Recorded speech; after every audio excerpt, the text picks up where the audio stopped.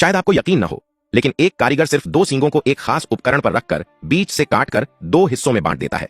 इसके बाद कटे हुए दोनों हिस्सों को भाप वाले गर्म बॉक्स में रखकर गर्म और नरम किया जाता है, ताकि उन्हें एक घुमावदार लकड़ी के सांचे पर आसानी से लगाया जा सके। फिर उन्हें धीरे धीरे खींचकर सीधी आकृति दी जाती है।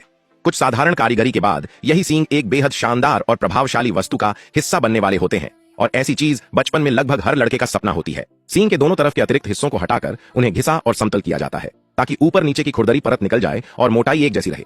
आखिर में उन्हें दो मोटी पट्टियों के रूप में तैयार करके अलग रख दिया जाता है। इसके बाद कारीगर लकड़ी से अलग अलग लंबाई की कुछ पट्टियां काटता है।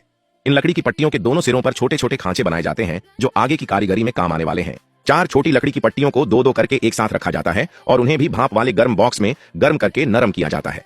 पर्याप्त गर्मी और भाप से नरम होने के बाद उन्हें एक सांचे में रखकर मोड़कर आकार दिया जाता है। दोनों सिरों के खांचों में सूती रस्सी बांधकर उन्हें उसी आकार में स्थिर रखा जाता है। अब तक क्या आपको अंदाजा हो गया कि कारीगर आखिर बना क्या रहा है? आकार पूरी तरह तय हो जाने के बाद वह प्राकृतिक गोंद तैयार करता है। अब सारी तैयारी पूरी हो चुकी है और असली कारीगरी शुरू होती है। सबसे पहले दो छोटी लकड़ी की पट्टियों पर गोंद लगाकर उन्हें जोड़कर एक मजबूत हिस्सा बनाया जाता है।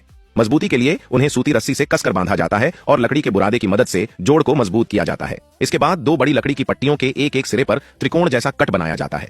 इन कटे हुए हिस्सों में एक समान आकार का लकड़ी का टुकड़ा फिट करके दोनों बड़ी पट्टियों को आपस में जोड़ा जाता है। इस तरह मुख्य ढांचा तैयार होने लगता है। अब पहले से आकार में तैयार की गई छोटी लकड़ी की पट्टियां भी इस संरचना में जोड़ दी जाती हैं। यही पूरे आकार की आखिरी महत्वपूर्ण कड़ी बनने वाली है। इसी दौरान कारीगर पहले से तैयार किए गए सींगों को भी संरचना में शामिल करता है। गोंद की मदद से उन्हें लकड़ी के ढांचे पर जोड़ा जाता है और लकड़ी के रेशों से कसकर मजबूती दी जाती है।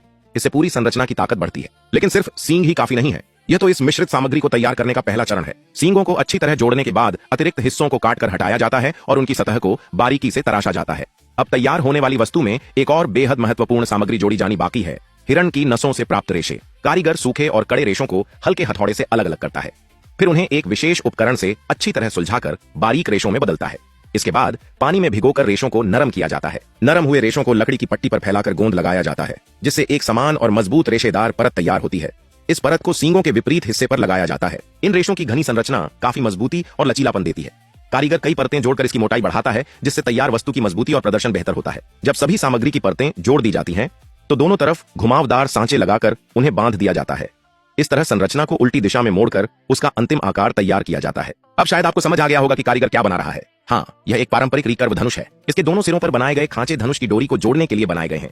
आखिर में कारीगर इसमें डोरी लगाता है और पूरे धनुष के शरीर पर बर्च की छाल की एक सुरक्षात्मक परत चढ़ाता है। इससे धनुष सुरक्षित भी रहता है और देखने में ज्यादा सुंदर और पारंपरिक भी लगता है। और इस तरह पारंपरिक कारीगरी और प्राकृतिक सामग्रियों से बनाया गया एक शानदार रिकर्व धनुष आखिरकार तैयार होकर सामने आता है।